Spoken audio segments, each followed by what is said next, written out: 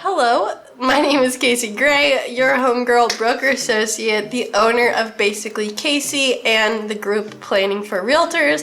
Welcome to our 14-day challenge to an organized business, where I am going to walk you through 14 days of dialing down office days, where you're gonna get stuff done and organize your business, dial it in so that 2022, or whenever you're watching this, hopefully it's timeless, hopefully you can watch it 6 years from now, hopefully not because I sound a little sick. It's just a cold. I have a kid now, so she just gets germs everywhere. Anyways, we're going to dial in our business to make it work for us, and we don't have to work for it, if you know what I'm saying. There will be maintaining things we have to do, but for the most part, we're gonna dial stuff in so that you can be as organized as possible, as a polished professional as possible, and let's get to it. So for day one of 14 days to an organized business, we are going to track our past. So if you do not have any of this information, it is going to take you a little bit of time to gather, but I promise you it'll be so rewarding once it's completed, so that you can take a look at what type of growth your business has had over the years, how things have changed, commission prices, sales prices, all of those things. So I'm going to walk you through how I have my tracking set up, and I will share the link down to the Google file below. You can copy and paste that into a new sheet so nobody sees your business, because this is just a template. Save it as a copy and then manipulate that one, because I promise you don't want a bunch of people seeing your sales. I mean, personally, I don't anyways.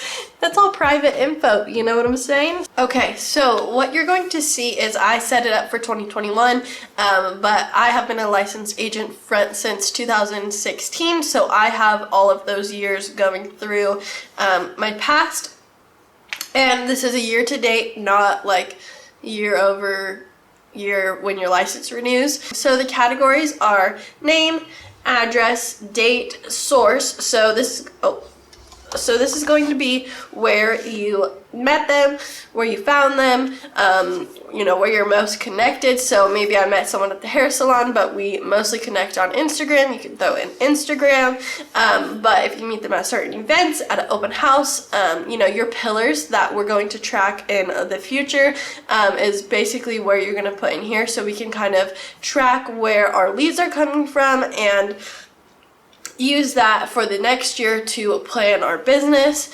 And then we have sales price, so that is the price that it ends up selling for. What side? I like to color code mine, so if it's blue, that means you can just go in and fill in the category, and if it's blue, then that means I was the buyer's agent, and if it's listing, then it's yellow, because for some reason in my mind yellow and listing goes together. And then your commission amount will be the commission after splits. So don't even worry about the commission pre-splits. We're only focusing on after, so I want you to dial it in all the way down to the cents. Some of mine are 53 cents.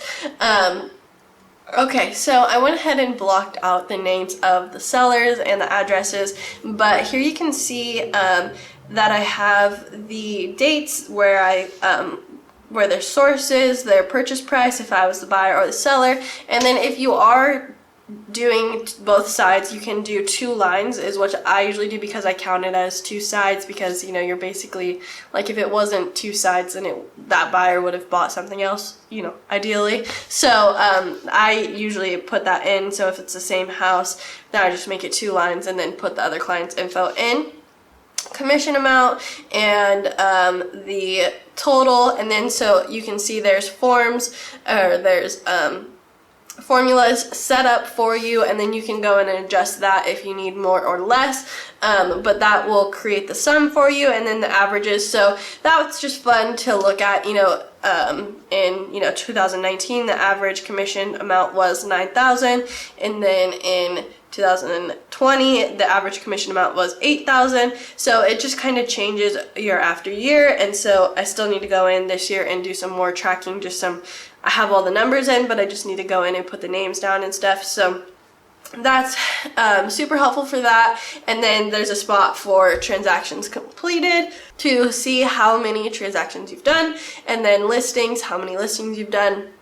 how many listings were actually sold, and then, you know, buyers and your buyer appointments, if you track that, which in the planner there's a spot for that, so there will be a spot for, you know, seller consults, buyer consults, showings, and we can kind of track those things year after year, so that way we can see how efficient our business is. So that template is for you. There's things that you can add, things that you can change. I recommend doing that for every year that you've done, even if you have to go back and look really hard to find some of that info out, but that way you know how many transactions you've done, how much there were listed for, etc., etc. So I highly recommend tracking your past. If you have any questions, make sure to comment down below. But that is that for this video, and I will see you in the second day of 14 days to a organized business. I'll see y'all next time. Don't forget to go follow on Instagram, post your checklist once you've completed this to be entered to win a free planner for next year or the middle of next year, because mine's only 6 months. And thanks, I'll see you in the next video.